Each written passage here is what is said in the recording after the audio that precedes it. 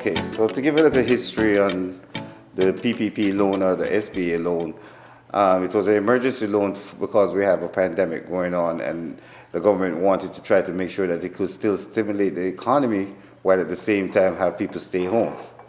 So what has happened is that a lot of people out there, based on YouTube information and so forth, had gotten the know how to apply for the loan, not looking at the criteria behind it. So it has two different blends to it, and the blends are basically like this.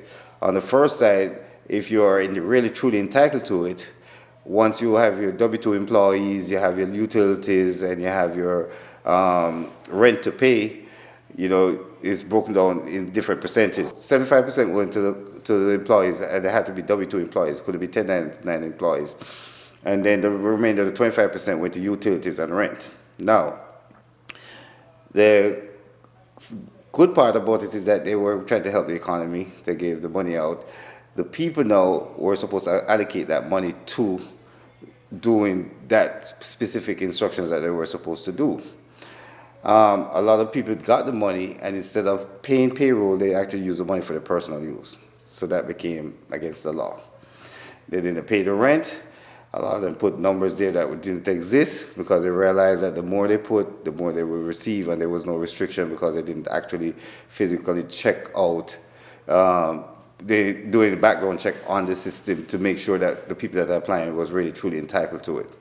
So hence, so you did get the loan, and you have the money. The government was not going to check on it on the 941s. 941s is a quarterly payment that they have to pay to payroll for their taxes and so forth, or your 940, which is done every year, which is approximately around January, February. You have January to file it, latest by February.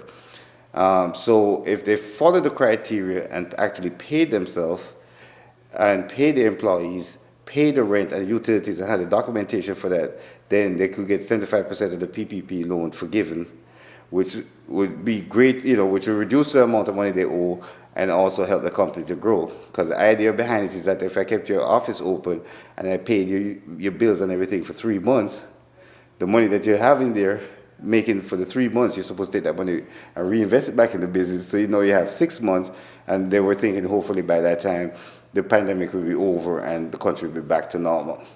Now, when it comes to the SBA loan, the creature is a little bit different because it's a 30-year loan at 3.75% interest rate. The problem with that one now is that the restrictions is not specified for payroll or rent or utilities, but it's the operation of your business. SBA states inside your contract that you sign, obviously, that you have to use it towards, payroll, rent, light, goods, and so forth, not for personal use. Again, they don't use it towards their business, they use it towards personal use. So you have to go back and look at the guidelines. And the next thing with the SBA loan, which is very critical, at any time they can audit you and audit your company.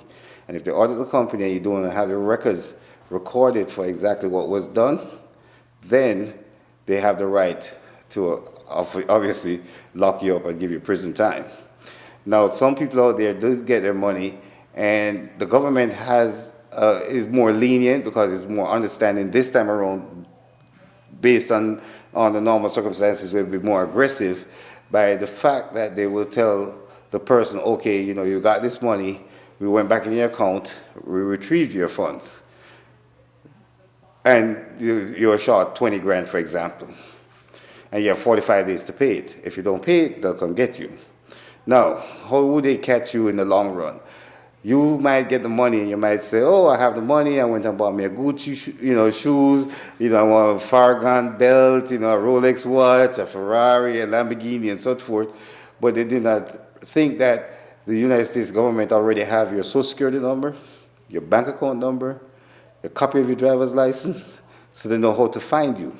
And they're not going to spend the time, unless it's something that they want to make an example of a person, they're not going to just go out there and look for you and say, okay, we're sending, our resources to go arrest you. All they issue is just a warrant. So at some point, it might be today, it might be a year from now, 5 years from now, at some point, you get pulled over by an officer, and that's when you'll be informed, oh, you're going off to jail. And of course, you have spent the money unwisely because you're not investing it in trying to build a business, or even if you have gotten the money on the pretense, if you did something right with it and followed their guidelines and make something successful of it, then you wouldn't be looking at jail time. So, you know, the consumers out there and the business people out there, you know, should always consult a tax professional who is honest and who's not in the business for making money. Because if you're in a business and you actually work hard and you're working for the customer, you get compensated anyway. So when you hear a tax preparer is like, oh, you have to pay me this, you have to do that, stay far. You know, it's always better for you to go to somebody who is willing to give you some form of free advice in the long run to benefit you and benefit them at the same time.